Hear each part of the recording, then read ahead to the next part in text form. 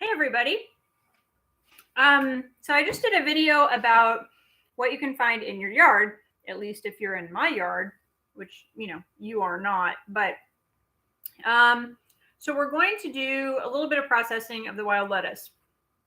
I've seen a lot of people process wild lettuce on YouTube. We're doing it a little bit differently, and that's why I'm posting this. First, I'm going to put my gloves back on. The reason is because I do have some sensitivity and some allergies, and my body can get angry if I touch the wrong thing, and it turns into a whole saga. So I haven't had any sensitivity to the lettuce, but I'm gonna show you a few things here. I've got a few different buckets going.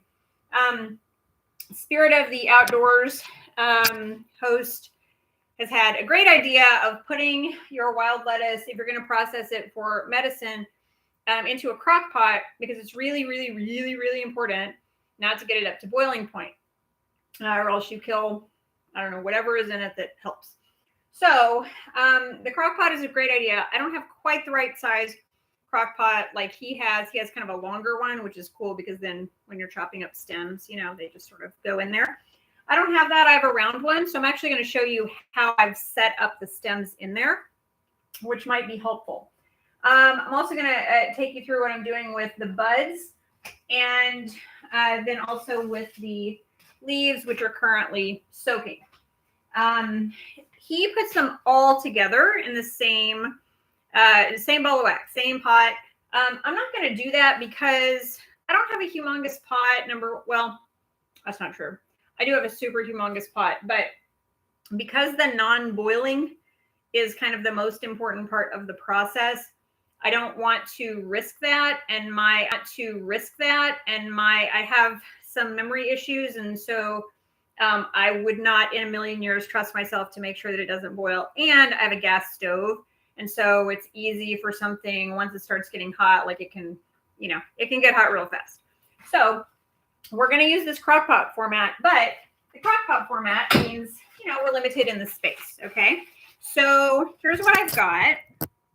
You can see a little bit of the logic here. You see what I've done here is, and I couldn't do this right away. I didn't know how much stem I was going to have either. This is one big shoot. This is about an 8-footer, I'd say, of wild lettuce, just one. I have others outside, but I got to get through this one first. And you'll see what I did here. So you're going to just around the edges, put them standing up. You want to cut the stems standing up. And mind you, you're not doing this with a knife, okay? You're doing this with a proper hedge clipper. I have a hedge clipper that's, the capacity is 1 5/8 inch. And you need that for something like this. You'll notice it's hollow, but you still got to get through all that fiber, which takes some doing. So you can do it, but you got to have the right tool. So I've got these hanging around here, and then these are these smaller ones. You'll notice there's not leaves in here. I went ahead and stripped those off for the most part. And then what I've got is all of this action. So this is my 18-quart pot. This will go into much smaller area, about half of it, half the capacity of the pot. But what you see here is there's a lot of stems, but then there's also all these buds. Okay. And when I'm looking at these buds, I'm kind of intrigued. I'm like, well, you know what? That's some stir fry opportunity right there. These stems are not stir fry opportunity. They're too fibrous. Okay. You want to think about where you would naturally snap an asparagus off. These are that fibrous part, kind of equivalent. You also don't see any leaves in here. That's on purpose. So the leaves are over here. They're all in here. Well, I was soaking them, but apparently all the water has come out, which is kind of annoying. The other host of the other channel had said, be very careful about pick through all of these, make sure your aphids are off it, make sure there's no critters. There's a little bit of sediment here. I am super unworried about that. I've done 2 just kind of soak and rinse with these, but I'm not super concerned about it because, God, look how big that is. This is 4 or 5 inches. This is my hand is kind of medium size. It's a really big leaf. I actually didn't even know I had this shape, because until you get close to a plant, sometimes you don't know. I can see a little potential creature here. I'm gonna rinse that, but like I'm not carefully rinsing it. And the reason is because the fact is that insects are really high protein, and 10 or 15 years from now, we may all be eating insects. I try not to think about it, but it's a textural issue for me. But they are high protein. They are pretty much good for us, and they're all going to be cooked anyway, so it really doesn't matter.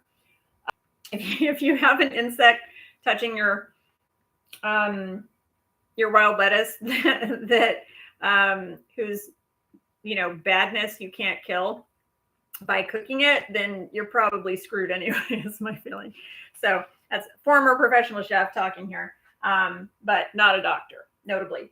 So I'm going to add some water to the crock pot. Let's do that first. And then what I'm actually going to do with the leaves is juice them. And the reason I'm going to juice them, on top of they will be awesome, as juice, they're quite thick and they're pretty dark. They're almost a kale kind of dark. And there's no mucus, there's no mucilage to them like there is in like spinach or cactus, which is bad because mucilage is great for your joints, but it's good in terms of juicing, because you can't juice anything that's mucilaginous very effectively. So I have my juicer over here, and we'll juice a little bit of it, and I won't juice all of it because it's like, and we'll juice a little bit of it, and I won't juice all of it because it's like a crazy ton of it. But I mean, all that's just free from my yard, and stupid me cut some of it down last weekend and just left it to rot in the yard. So lesson learned. But I am going to do that. Now, in the last video, what I also showed you was some mystery plant that I don't actually know what it is. I'm kind of taking a wild guess that it is a type of localized wild lettuce, because it does have some of the features, sort of. And it did have kind of a milky sap, so it's possible that it had some latex going for it. I've rinsed it here, and I've taken it off of its stems. Again, just because I'm trying something. But it's also quite strong. And if I smell it, it smells like something I should use. And it smells a little bit similar to dandelion green. It's not as strong, more grassy greeny, but a little bit like that. And for my body, what I'm smelling is liver support there. That plant is, I've rinsed real well the tap roots. These are small tap roots, and you can tell they're not like 100% tap roots. They're kind of, combo roots, because you can see they've got some fibers too. But I've got these. Generally, roots are going to do, different things than the aerial parts, than the leaves and the stems. So we want to keep these separate where we can. These can be really grounding, and especially for people like me with metal poisoning, these can be helpful, as long as you're not picking them by the side of the road where all of the metal particulates are going in. Don't do that. I've done that. It's a bad thing to do. Okay, and then these are the stems that go with the mystery plant. What I have called the honorary wild lettuce, shall we say, because I don't really know. Again, I'm not getting any like, don't eat this kind of messages from this, but I am going to keep these parts separate since I don't actually know what this is. Just in case. I don't quite know how to make these real small. I haven't decided what to do with these. They may be a different video, because I don't want to bore you with me trying to figure it out. Okay, so we're going to add some water to our crock pot. Let's do that first. I know you know how to pour water, but just to be thorough. My gloves, you notice, are staying on for the moment. Now, Spirit of the Country guy said we need to cover this all the way up to the top.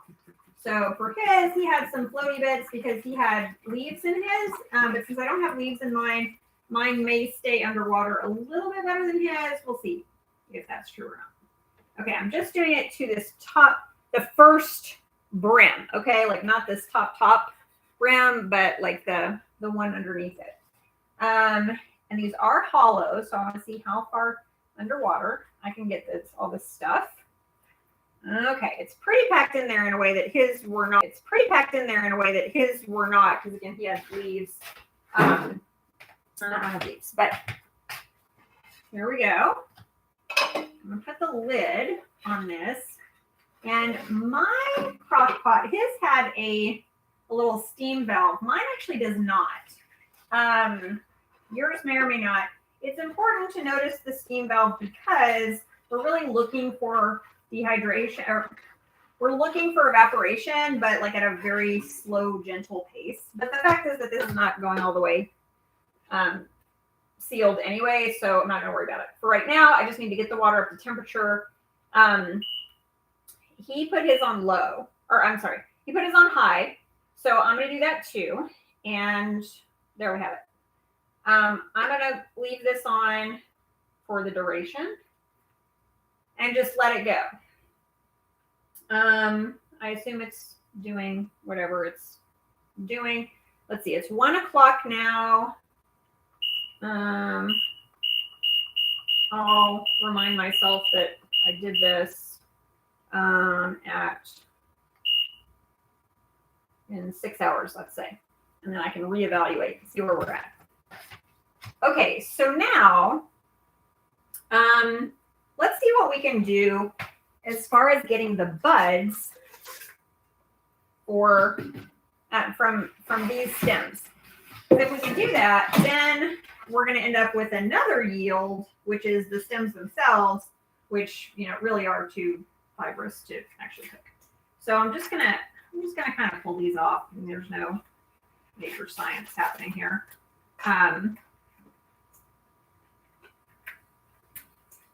Just some of this action, okay? And you can see if you've ever grown broccoli or seen broccoli in real life or anything like that. This is just kind of like that. These are just little buds, okay? And you can see this is kind of a fuzzy white right here. It's kind of like a little dandelion, but I'm going to pull that one off, but just because I don't want to eat fur, but not as fun as it sounds. So these, I'm just going to pull these out for the moment and put them aside. I really have a lot to work with though. And so what I can do too is use my kitchen shears, my scissors here.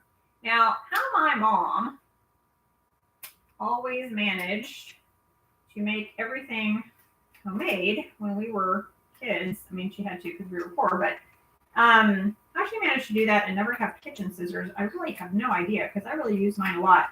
And her mom had them, so it wasn't like she didn't know about them. But she just never had those. And she was a big scissors fan. My mom was awesome with scissors. She was a teacher. And she had precision with scissors like I've never seen ever again from anybody. She was amazing. Fine motor skills person.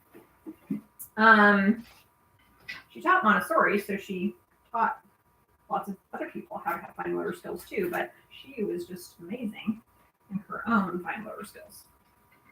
Okay, so this is all I'm doing. And anytime it's giving me resistance, I'm just noting that and not trying to be a hero about it, right? So because if it's going to give me resistance here, it's not going to chew well in a stir fry or, in a saute kind of thing. So, but this is just, we're just going to eat some flowers here, basically. Now, the bad part of doing this is that when you cut these down, you're losing a lot of opportunities for your pollinators to eat. So I need to keep that in mind for the future. But I am told that the folk wisdom here is that when you're about to flower the wild lettuce is when the medicinal properties are the highest. Obviously, this is my first time doing it, so I wouldn't know, and I wouldn't have anything to compare it to when I'm done. But that's just what I hear. That's not why I'm doing it now. I'm doing it now because now is when I have energy to do it, and it's only going to get hotter outside, which is stark and hard to even imagine. But you can see these are more. But you can see these are, you know, more stems. So I've already got, just in our little visit here, I've already got this much. It's a good cup, I'd say. They're not going to break down much because these are not like real delicate. These are pretty hardy little flowers. So I'll try these, and you know, if I make them and it smells weird and my body says no, then you know, we'll throw them away and it'll be okay. But I'm going to try that. So that's that. You can see this is going. This is 556, so it's correct. Which you might be saying, well, obviously, because it's a crock pot, and how hard could it be? But since I pretty much never use my crock pot, I actually don't know how hard it could be. So, okay, here we go. I'm going to get out my juicer. And I'll just juice a little bit of this with you so that you can see kind of how it does its product. Let me see how I can do this for you. You might be able to see that a little bit better. None of these dishes is even dirty. I don't even know why they're there. Let's see. I'm going to, let me not unplug the wrong thing.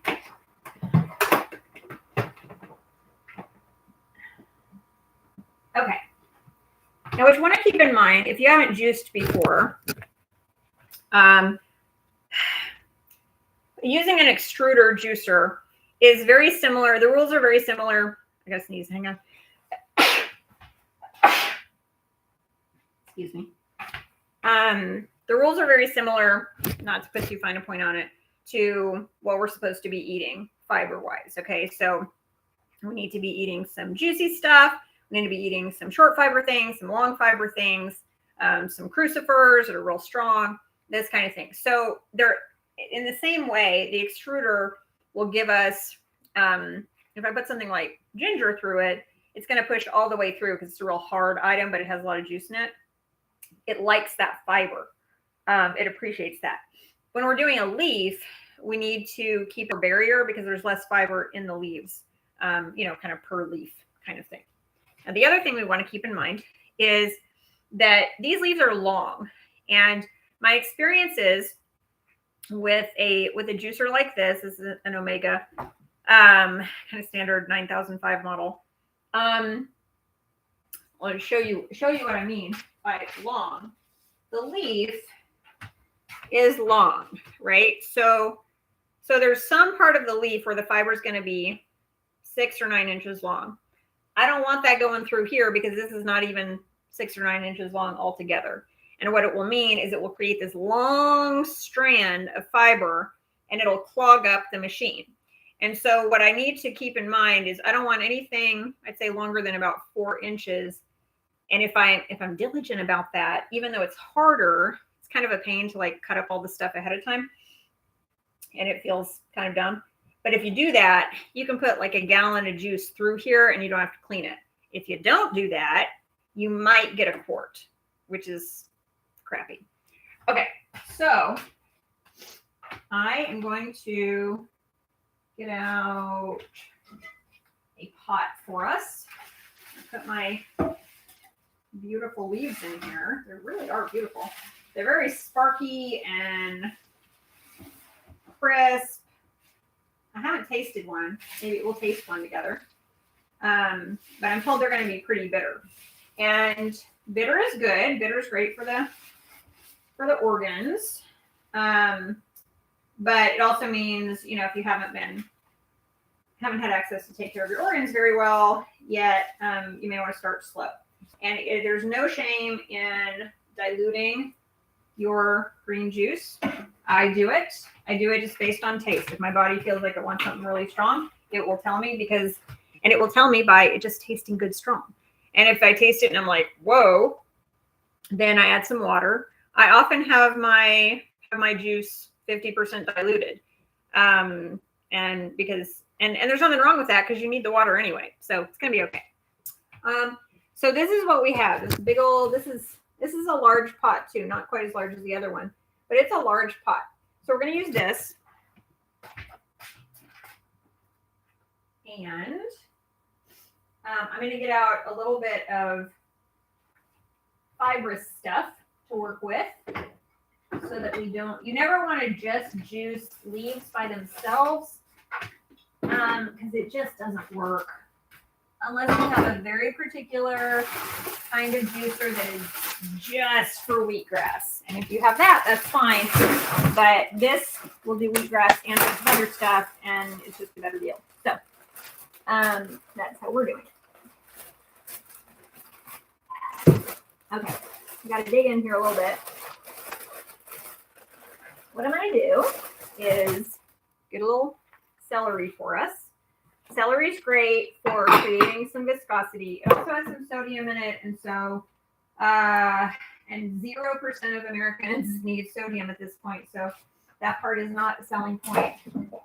But bok choy is out of season right now. I like to use bok choy because it has the same fiber structure, so it'll do great in there. But it's a calcium base instead of a sodium base, and like seriously, like nobody needs any more sodium. What I do sometimes is I'll cut it about here because I like to bloom it in the pots. I think I'm not going to do that today because I said I was going to do it last week and then I didn't do it and it just sat on the counter and rotted anyway, which is not cool. So I'm just going to be realistic today and not lie to myself. Okay. So I won't do all of this because it will take a while, but I'm going to turn it on. This is going to create a little barrier to slow down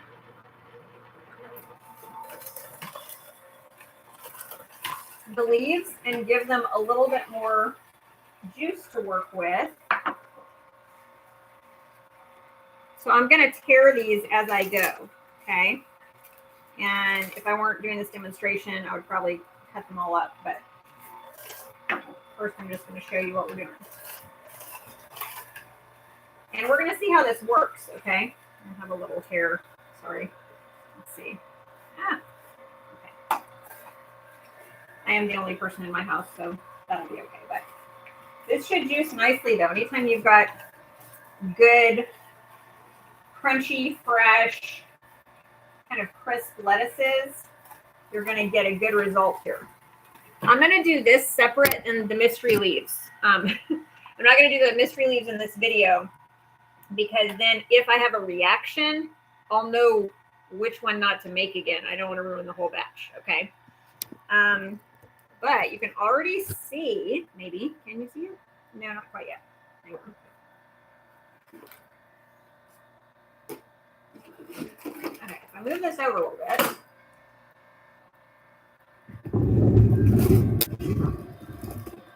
you'll be able to see it soon. It did juice really easily there, though. I'm pleased about that. Okay, I'm going to cut this, or rip it apart, rather. Okay, do some more, stuff it in there. Unfortunately, although this is still the best juicer on the market, it has a small shoot. And they've even made one from this brand that has a bigger shoot. But from what I hear, it has other parts that break, and my parts have never broken on this. So, although I would love to have a larger shoot to work with, that's just not how the gods want it right now, I guess. Okay, this is juicing up like a freaking dream, I gotta tell you. And the great thing about this is I am out of kale, but I have cucumbers and celery. And so I've been struggling with do I drive 45 minutes into the next city over to get some kale? But I have cucumbers and celery. And so I've been struggling with do I drive 45 minutes into the next city over to get some kale, organic kale, or not? What do I do? I was just up there a week ago.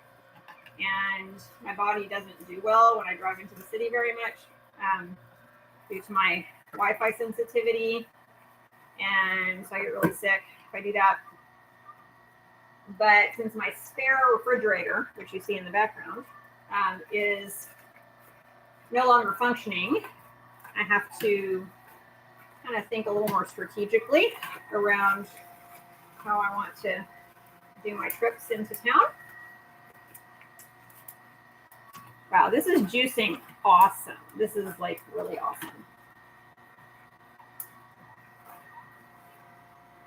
And the yield on this is really incredible. This is the only little bit that I'm getting of, it's juicing really solid. When that sediment comes out and it's real dry, that tells you got all the juice out of it. And that dark color, although it is uninviting and frightening, what it means is that it's got a lot of bitters in it, and bitters are your best friend for managing liver types of situations. So very good for cleaning the body. Okay, so I'm going to put in one more celery here.